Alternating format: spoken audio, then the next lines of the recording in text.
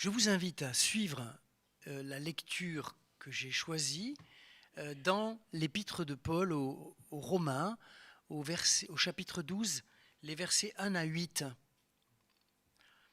Et je vais vous faire une lecture dans Parole de vie. Et puis ensuite, je reprendrai le verset que je vais méditer plutôt dans des traductions un peu plus précises.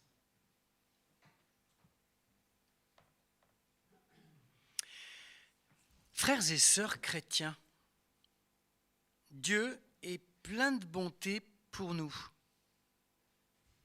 Alors je vous demande ceci. Offrez-lui votre personne et votre vie. C'est le sacrifice réservé à Dieu et qui lui plaît. Voilà le vrai culte que vous devez lui rendre. Ne suivez pas les habitudes du monde où nous vivons, mais laissez Dieu vous transformer en vous donnant une intelligence nouvelle. Ainsi, vous pourrez savoir ce qu'il veut, ce qui est bon, ce qui lui plaît, ce qui est parfait. Dieu m'a donné gratuitement ses bienfaits. Je peux donc dire à chacun de vous, ne vous croyez pas plus important que vous n'êtes, mais que chacun se juge comme il est, selon la mesure de foi que Dieu lui a donnée en partage. En effet, dans notre corps, il y a plusieurs parties, et elles ne font pas toutes la même chose. De même, nous qui sommes plusieurs, nous formons tous ensemble un seul corps en étant unis au Christ. Et nous sommes tous unis les uns aux autres, chacun à sa place, comme les parties d'un même corps. Nous avons reçu de Dieu des dons et ils sont différents pour chacun de nous. Alors si quelqu'un a le don de parler comme un prophète, qu'il parle en accord avec la foi commune à tous. Et si quelqu'un a le don de servir, qu'il serve. Et si quelqu'un a le don d'enseigner, qu'il enseigne. Si quelqu'un a le don d'encourager, qu'il encourage. Celui qui donne doit donner sans compter. Celui qui dirige la communauté doit le faire avec ardeur, et celui qui aide les pauvres doit le faire avec joie. Jusqu'ici notre lecture, et en restant assis, nous chantons ce petit cœur brûle, brûle, flamme ardente. Frères et sœurs, ne vous conformez pas au monde présent, mais soyez métamorphosés par le renouvellement de votre intelligence. Une autre traduction, ne suivez pas les habitudes du monde, mais laissez-vous transformer. C'est ce que Jésus a prêché tout au long de son ministère, c'est ce qu'il a vécu, c'est ce qu'il a enseigné à celles et ceux qu'il a rencontrés sur sa route. Mais attention, Jésus n'a pas dit que le monde était mauvais et qu'il fallait se retirer du monde. Il dit au contraire dans l'évangile de Jean à ses disciples que vous n'êtes pas du monde, mais vous êtes dans le monde. Une parole très connue de Jésus. Vous êtes dans le monde, dans ce monde que j'aime tant, pour reprendre le langage de Jean. Alors la question est comment vivre dans le monde sans nous laisser guider par le monde. Et c'est logique. Tel est le défi que Paul nous lance ce matin. Un premier exemple qui peut être donné de cet anticonformisme biblique auquel nous sommes appelés, ce refus d'imitation du monde, eh bien, c'est peut-être dans le temps qui est le nôtre, la résistance aux évidences qui circulent sur nos réseaux sociaux et dans l'information.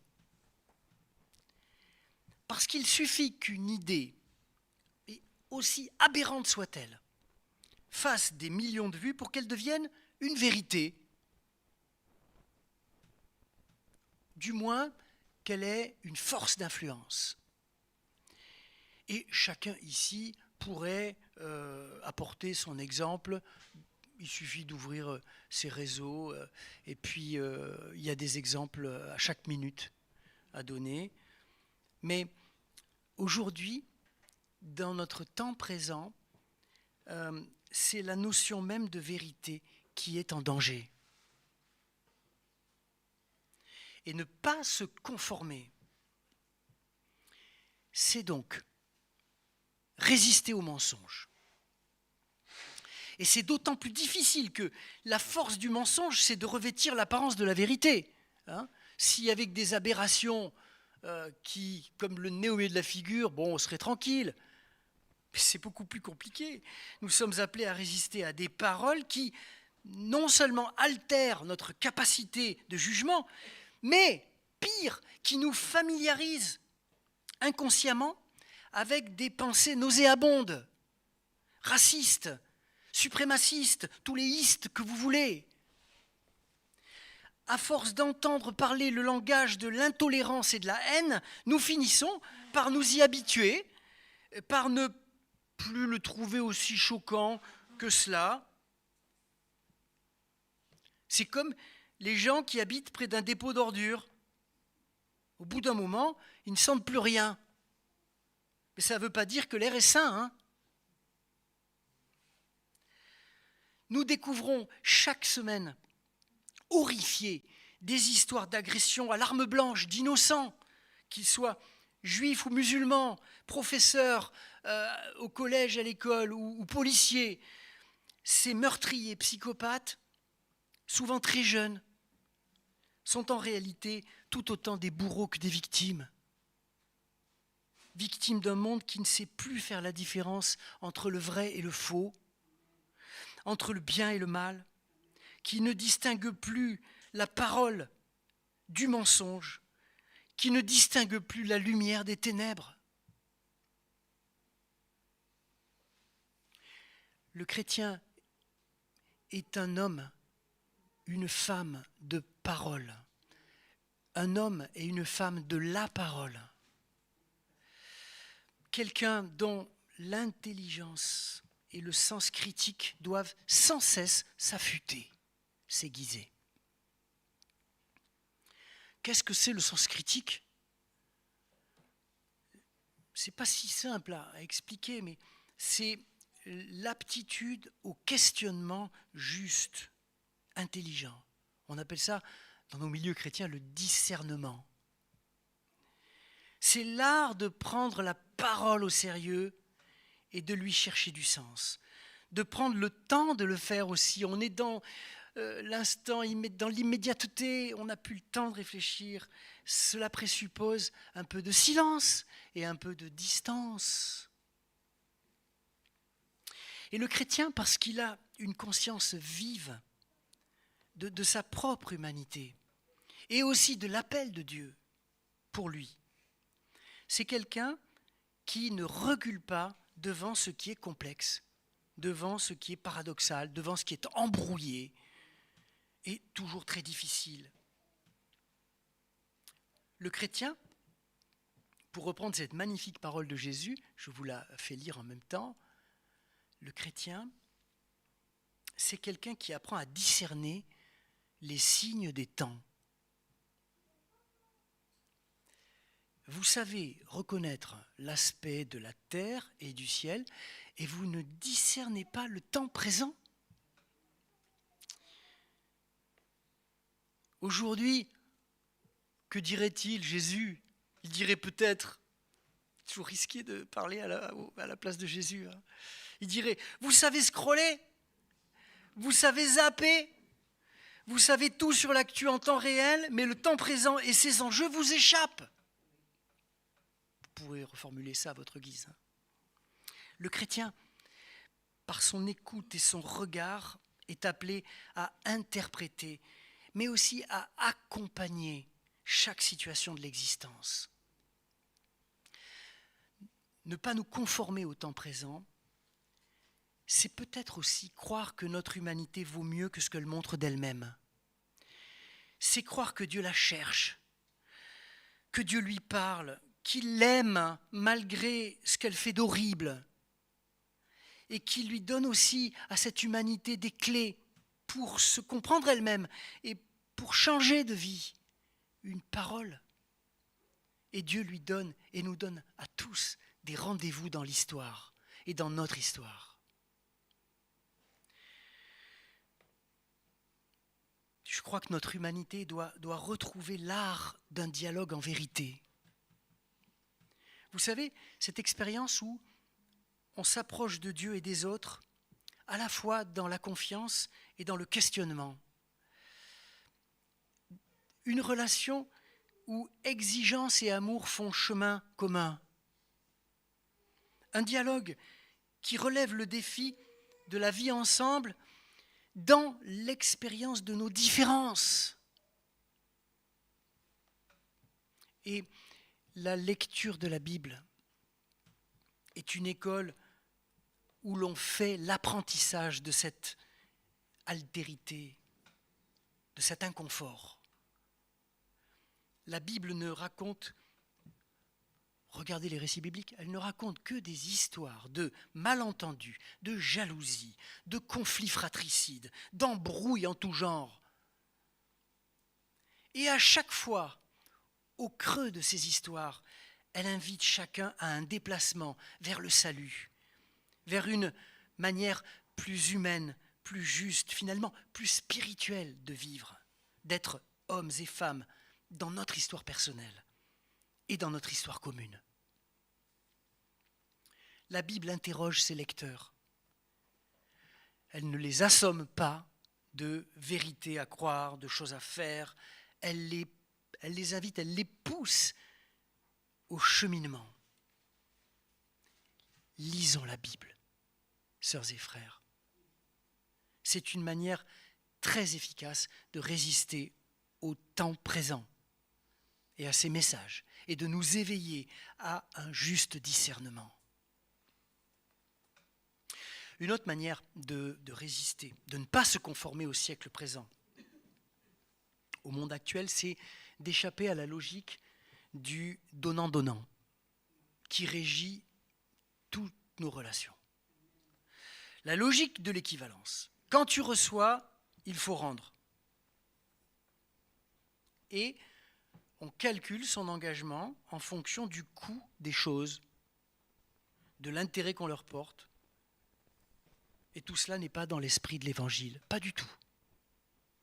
Il n'est que dans l'esprit du monde présent, cette logique du donnant-donnant.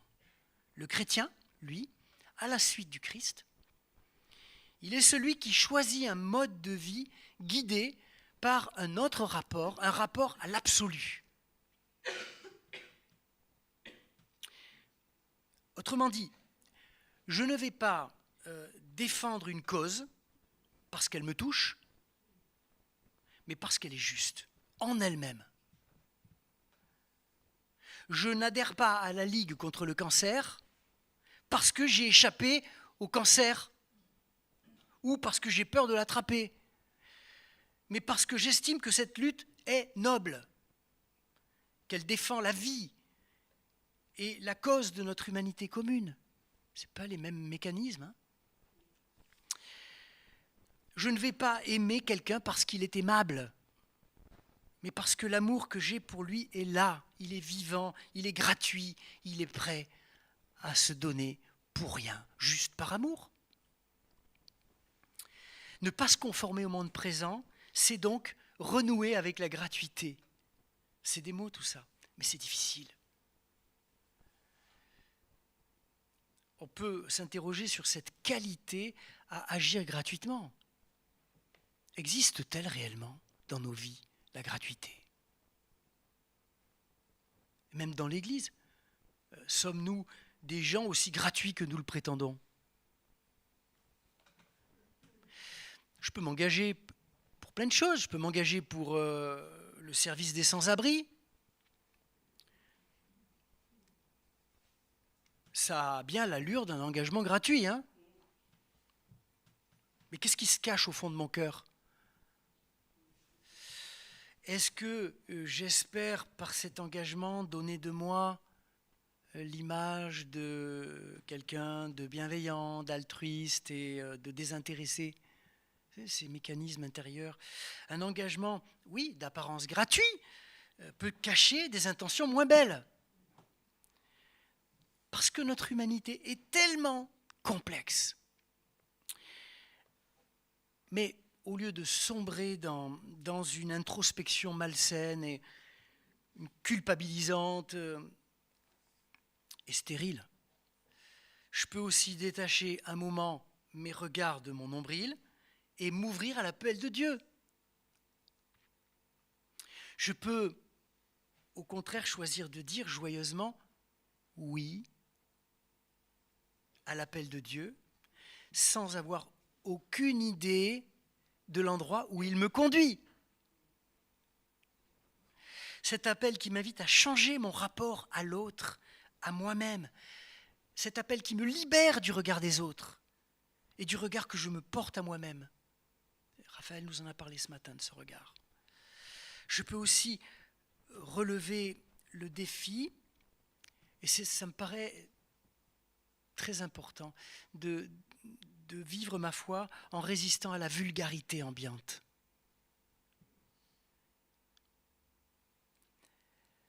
Ma foi peut enfin me conduire à refuser de m'aligner sur la volonté du plus fort ou celle du plus grand nombre.